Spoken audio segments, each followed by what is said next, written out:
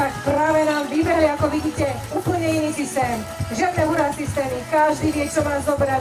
Postupom času sa to rozvíja, rozhadzujú hadice, teraz sa spájajú, dáva sa pokyn a až na pokyn rozdieľovača sa púšťa voda. Pripovedané sa začne robiť stanie a teraz to už môže ísť. Už je všetko pripravené. Čo si sme tu zabudli?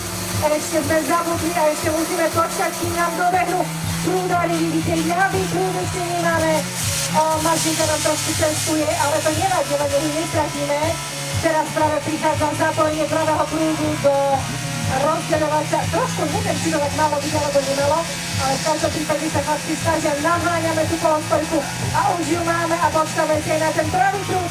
Zdvihnutá ruka, to znamená pokyn, že je to v poriadku, môžeme púšťať vodu aj tu.